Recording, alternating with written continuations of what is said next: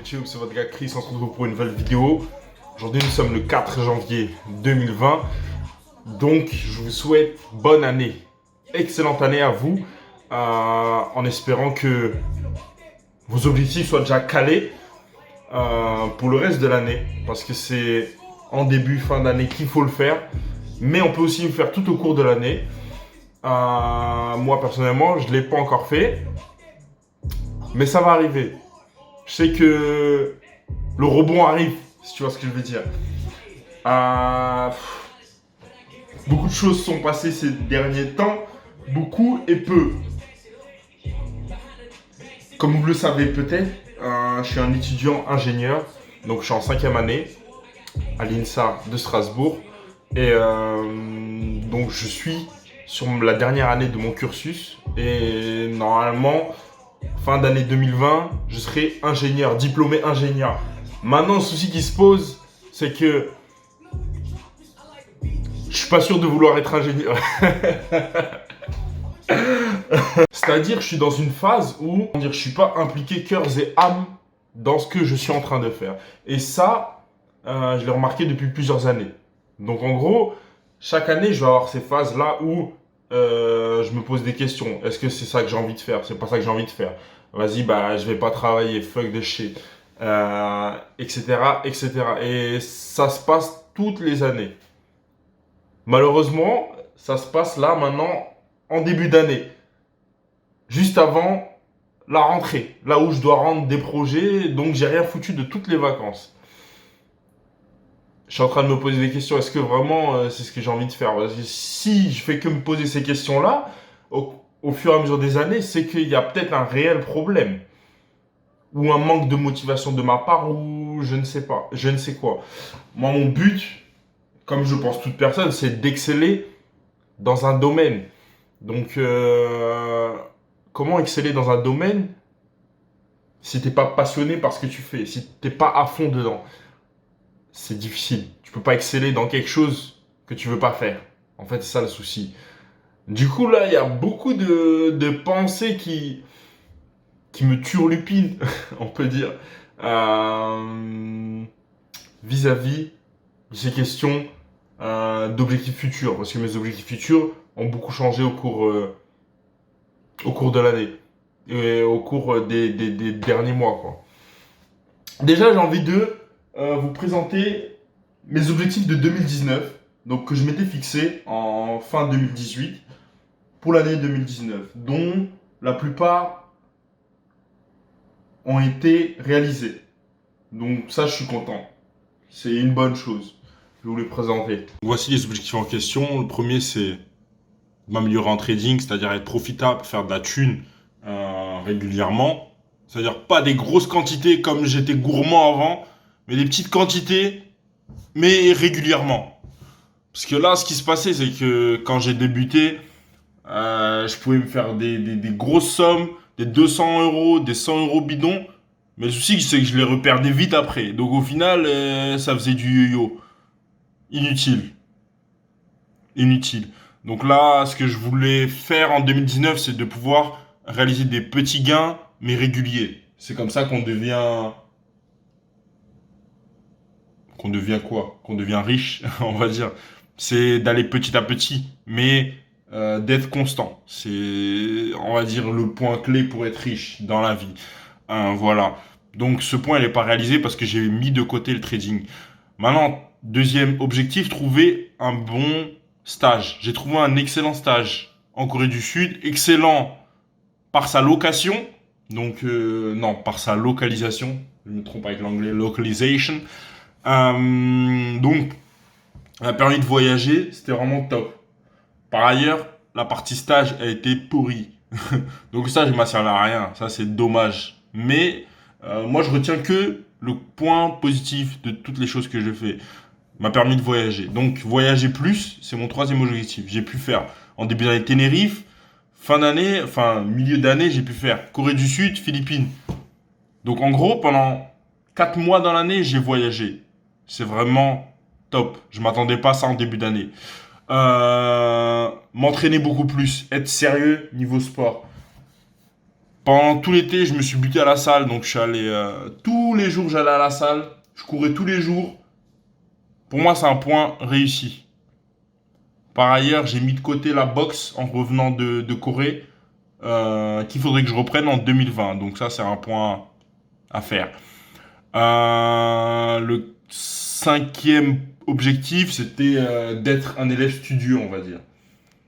J'ai acquis certaines connaissances que beaucoup n'ont pas, c'est-à-dire des connaissances financières et autres, mais je délaisse toujours les études. Parce que ça, je sais pas, ça me fait chier un peu. Mon but là cette année, c'était de commencer à travailler plus sérieusement, plus régulièrement, régulièrement plutôt, et de m'y prendre beaucoup plus tôt. Pas laisser tout au dernier moment. Je l'ai pas fait cette année. J'espère que ce sera mieux cette année. C'est ma dernière année. Il me reste quelques mois là. Voilà. À voir. Pour l'instant, c'est mal barré. Lire plus. Donc je m'étais fixé comme objectif de lire un livre par mois. Et bien au final, j'en ai lu 18. Et encore, j'ai pas compté tous les livres que j'ai lus. Donc c'était un objectif totalement atteint. C'était principalement des livres d'objectifs personnels, non, de développement personnel, de psychologie, de business et autres. Donc que des choses que j'aime. Et le dernier point, obtenir mon permis. Comme vous venez de le voir, se fixer des objectifs, c'est très important car ça permet de voir où vous en êtes dans l'année. Les écrire, dans un premier temps, c'est la chose la plus importante, car des objectifs non écrits sont des objectifs que vous allez oublier, que vous n'allez jamais réaliser. Déjà, il faut l'écrire et le voir régulièrement. Donc moi, j'utilise Google Keep, où je me crée des petites listes de choses à faire. Donc par exemple, pour mes livres, j'ai fait la même chose. J'ai fait une liste de livres à lire. Il y en a, putain, j'en rajoute régulièrement de nouveau. Donc j'en rajoute plus que j'en lis, c'est ça le souci.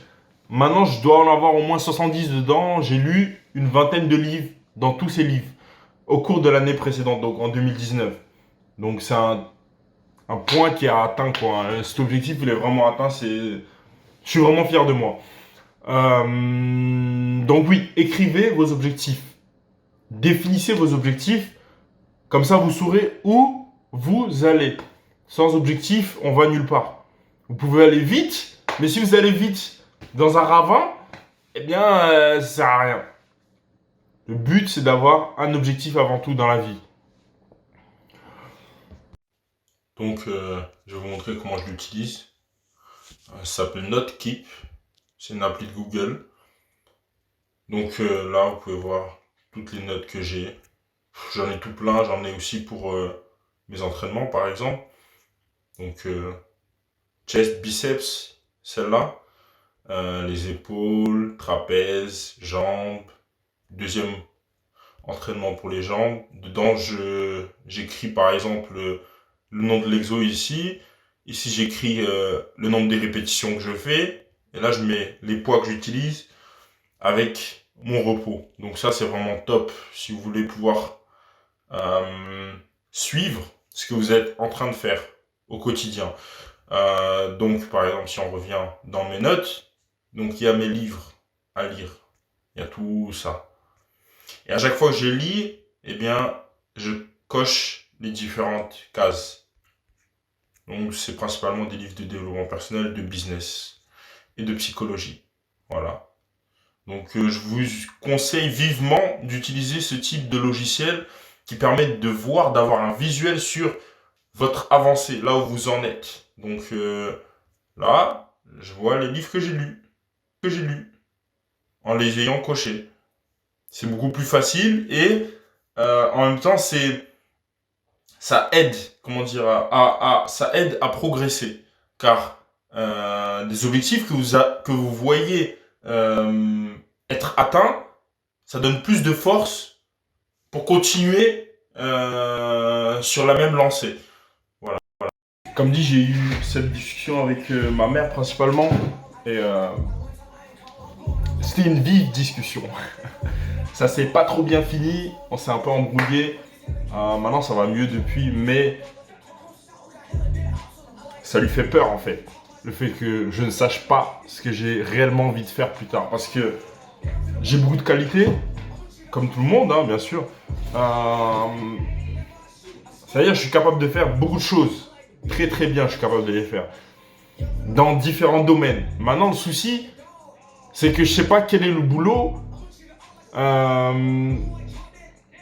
qui correspond à la somme de toutes ces choses que je sais faire.